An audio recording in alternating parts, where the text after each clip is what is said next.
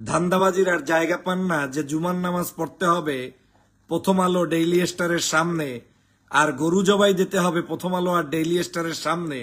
এই গরু জবাই এবং জুমার নামাজ যে আপনার কোনো উপকারে আসছে না। বাংলাদেশে হঠাৎ করে একটা গ্রুপ তৈরি হয়েছে যারা বিভিন্ন বিষয়ে রিয়্যাক্ট করতে গিয়ে অতিরঞ্জিত এবং যেগুলো বাংলাদেশের মানুষের কৃষ্টি কালচার সভ্যতার সাথে সামঞ্জস্যপূর্ণ নয়, এইরকম কিছু কার্যক্রম করা শুরু করেছে। আমি সবসময় বলি এই কার্যক্রমগুলো আওয়ামী লীগের সাজানো নাটক, পার্শ্ববর্তী একটি রাষ্ট্রের এজেন্ডা এবং আমাদের মধ্যেও আমাদের মতো রূপধারী চেহারাধারী কিছু মানুষ এজেন্ট হিসেবে কাজ করতে গিয়ে এই কাজগুলা করায়। ধান্দাবাজির আর জায়গা পান না যে জুমার নামাজ পড়তে হবে প্রথম আলো ডেইলি স্টারের সামনে, আর গরু জবাই দিতে হবে প্রথম আলো আর ডেইলি স্টারের সামনে।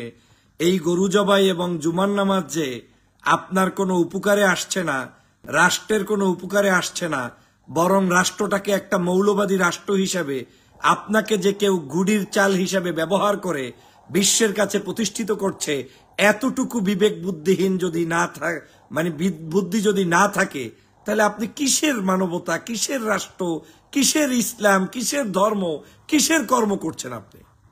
এই সকল হচ্ছে চরম নৈরাজ্যবাদ একটি গোষ্ঠী, যারা সবসময় এই ধরনের অন্যায় আচরণ করে, সবসময় এই ধরনের অপকর্ম করে, সবসময় এই ধরনের খারাপ কাজগুলো করে। তারা আজকের এই সমাজটাকে কলুষিত করছে।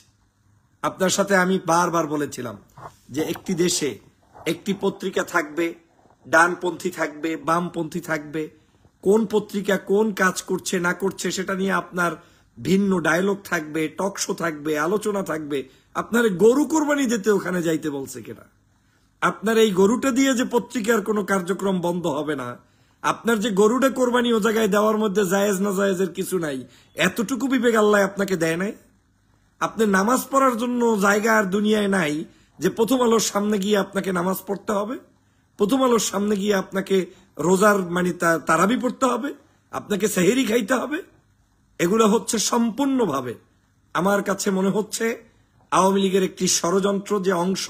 আপনাদেরকে বারবার বলেছিলাম, আমরা যখন বিজয় অর্জন করেছি, বিজয়ের পরে কিছু মানুষ মাথায় কলেমার পতাকা বেঁধে হাতে কালো পতাকা নিয়ে ঢাকা শহরে বিভিন্ন জায়গায় আপনার এইরকম করে মিছিল করেছিল।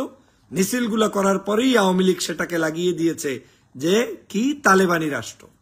বাংলাদেশের বিরুদ্ধে তারা লাগিয়ে দিলেন হরকাতুল জেহাদ নাকি আর একটা নাম আছে, সেই নাম দিয়ে দিলেন। আজকের স্পষ্ট করে বলতে চাই, বাংলাদেশে যদি আপনি ধর্মের কল্যাণে কোনো কাজ করতে চান, তাহলে আপনাকে অবশ্যই সেটা বুদ্ধিভিত্তিক ধর্মীয় চিন্তার এবং আদর্শের আলোকে আপনাকে কাজ করতে হবে। আপনারা আর জায়গা পাইলেন না, প্রথম আলো আর ইসের সামনে নামাজে দাঁড়াইলেন। কোন বিবেকের কারণে আপনি দাঁড়াইলেন? আপনার ওখানে নামাজ পড়ার মধ্য দিয়ে আপনি কি কি প্রতিষ্ঠিত করতে চান? আবার গরু জবাই দিতে আপনি ওখানে গিয়ে কি দেখাইতে চান?